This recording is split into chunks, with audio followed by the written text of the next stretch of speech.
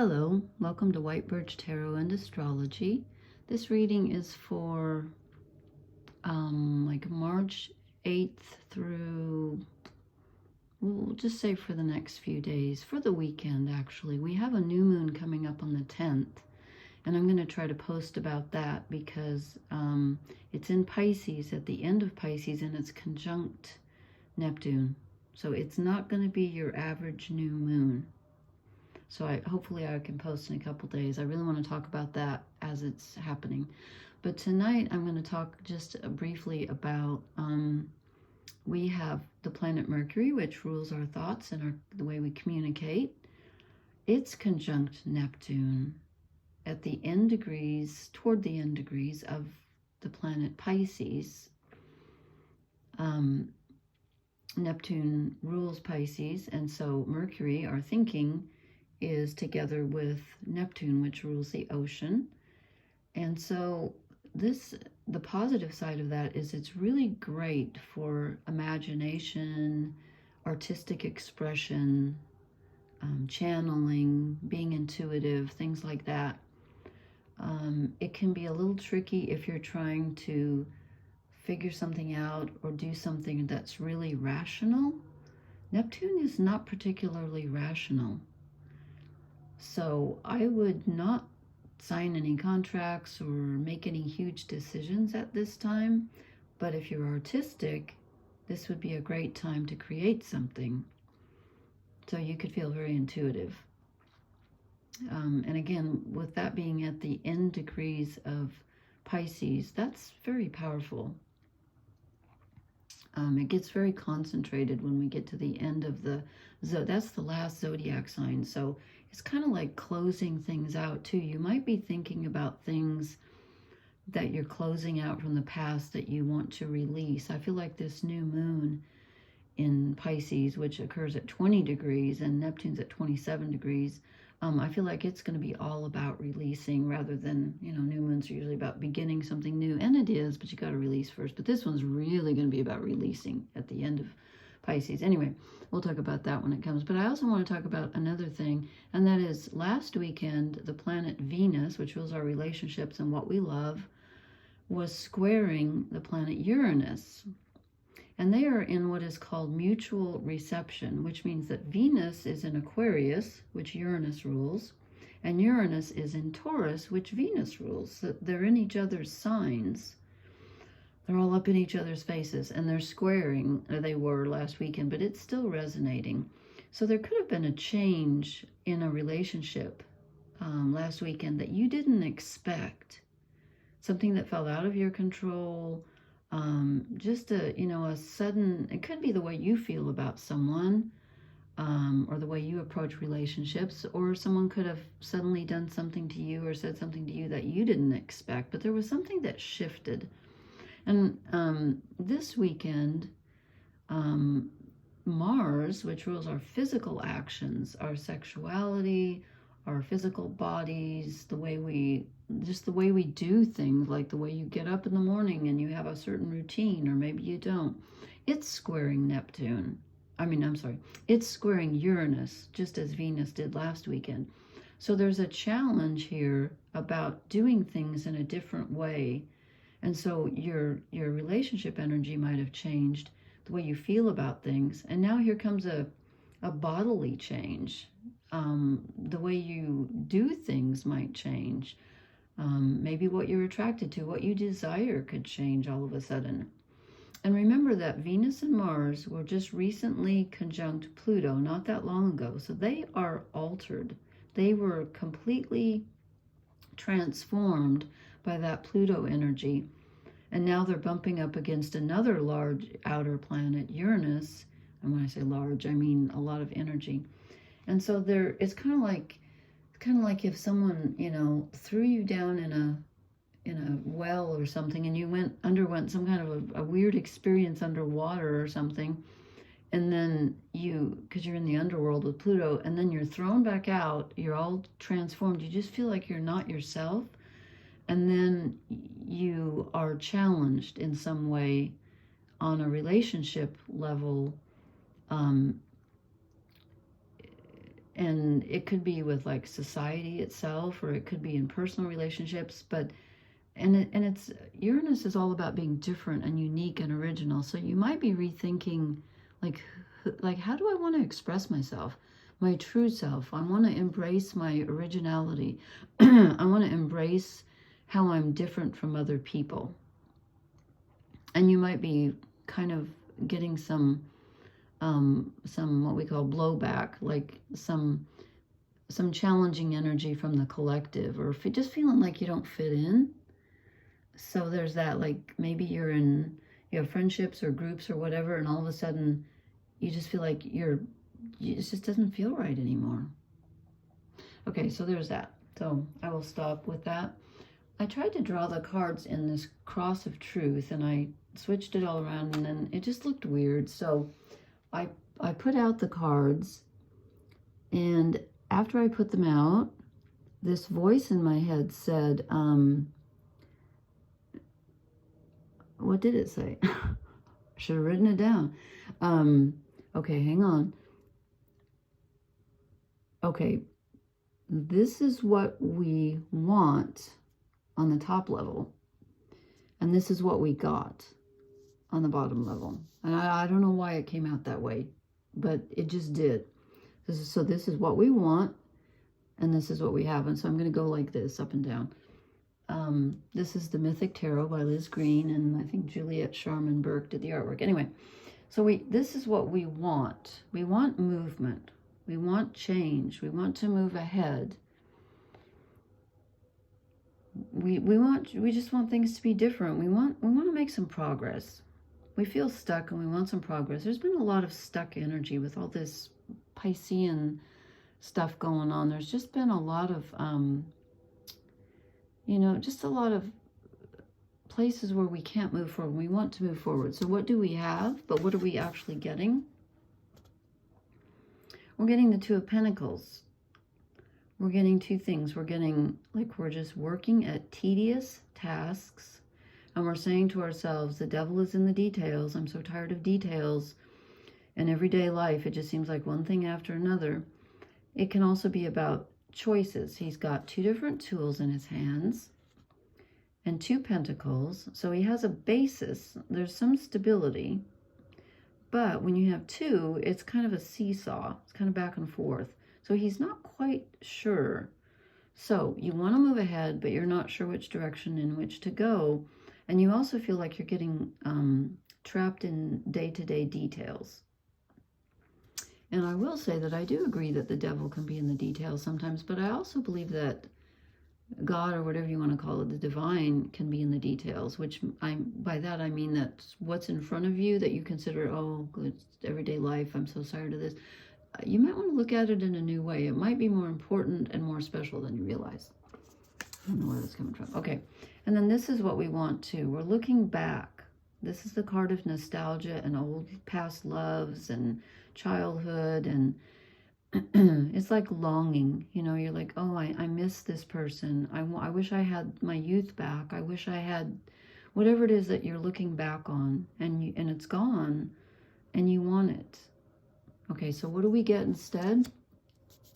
Or not so much instead, but what do we have now in that area of our life? We have the High Priestess. And there's always a shadow. Oh, I forgot to start out with my quote. I'll do it at the end. It'll wrap everything up. Instead, we have the High Priestess. No, I shouldn't say instead, because this is our desire right now. But what do we need to do? We need to go down. And this is Persephone going into the underworld. She's got that pomegranate in her hand. I don't know if you remember the story. I won't go through the whole story, but she's got lilies, which are associated with purity. So she's going down into the underworld. It's common, almost like Venus when she was conjunct Pluto. It's almost like she dropped something there. She forgot something, and she's going back to get it. We're not quite done with the intuitive energy. So you want something that's lost, but it isn't really lost. It's still there, but it's in a different form. It's in an underworld form. This could almost be thinking about someone who has passed. Since we got the Six of Cups, I'm wondering if that person is maybe not on the earth anymore. But we can connect. But we have to go into our underworld status, into our subconscious in order to connect with what we need right now. And then, pardon me, what else do we want? We want emotional happiness. We want a partner. We want love. We want emotional satisfaction. Of course we do. And what do we get? Oh dear. We don't get that. We get the Two of Swords. I feel like this is Venus and Mars in Aquarius because it's an air sign and swords are air. Our thoughts just will not stop. We just can't mentally figure out what we want. And that could be that Mercury conjuncting Neptune. Neptune's a very confusing energy. Again, it's really good for artistic stuff, but if you're trying to make a decision or figure things out or have some kind of rationale, no. So you could have some conflicting thoughts at this time, where your mind feels kind of like torn in two directions, and you're just not sure which way to go with your thinking. And again, that can reflect, your actions too. And people around you could be disagreeing also. I feel like it's more in our heads though, but I'm not sure. So it's kind of tricky. Like we want what we want, and a lot of what we want is emotions, and we do want movement. We don't like where we are. We want to go. We almost want to go back in time, but that's not possible, obviously. So we're stuck with the day-to-day details. And again, this is not a bad thing. Pentacles are not bad. They're solid. So stick with what's solid and try to ground yourself. At the same time, allow for this intuitive energy to come in, and also realize that thinking is probably not going to get you there. Rational thinking is probably not going to get you there. I need some oracle cards. First, I'm going to draw a shadow card, as if we need one, right? As if we need one. And speaking of that, okay, this one just fell out. I'll end. Okay. Our shadow card is the Queen of Cups. With all of this Neptunian energy, that's a lot of emotion. And so I'm feeling like this is telling us that we could be overwhelmed by our emotions at this time. She doesn't look really happy. The Queen is usually in control of her emotions, but this card looks kind of stagnant. And I don't see any movement here. There aren't any waves. It's kind of just it's just stagnant. So I think we're kind of stuck in our feelings right now. And let me see what do I want to draw to see, which deck do I want to see? Okay, I really didn't want these, but all of a sudden they're in my hand. So, fairies, what can help us at this time? The Lady of the Forest. Okay, we get some good solid earth energy.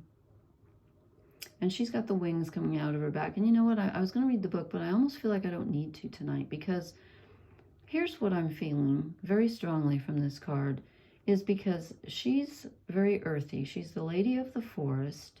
She's got, stuff growing out of her hair. And then she's got wings growing out of her back. And this is what I was feeling kind of even when I looked at the cards. And I don't know why exactly, but when I said the devil's in the details, I wanted to say, God, we feel like devil's in the details, but actually God is in the details. And what I mean by that is this, that what you think is just, I'm going to use the word pedestrian, like day to day, boring. You think, oh, not this again. Be grateful for it, because nothing on this earth lasts forever. And we need to be grateful for even the smallest thing, because life itself is something to be celebrated and be grateful for. And so many times, especially with Neptunian energy, that's the energy of divine discontent, where you feel like the grass is always greener, like, oh, if only I could live in that country, if only I had that romance, if only I had this or that. That's Neptunian energy, and it's good because it impels you to move toward things and desire things and, you know, dream. And she is dreaming. She is dreaming. Her eyes are closed. She's dreaming. But she's also grounded with leaves in her hair. But look, she's got wings growing out of her back. And my point here is that, you know, God is in the details too. So your day-to-day life is holy, and don't forget that. Everything is sacred and everything is temporary. So appreciate what you've got. Appreciate the small things at this time. I don't know. That's just what I'm feeling. And I was going to start out with a quote. This line has been stuck in my head all day, and I feel like it really describes the energy. Because the energy right now is really kind of wonky. It's kind of torn in two, which is reflected with the Two of Swords and the Two of Pentacles. I'm not surprised we got two twos, because I'm feeling very pulled in two directions. And here's the line. It's from a poem by Alfred Lord Tennyson called The Lady of Shalott. S-H-A-L-O-T-T. It's one of my favorite poems. It's gorgeous.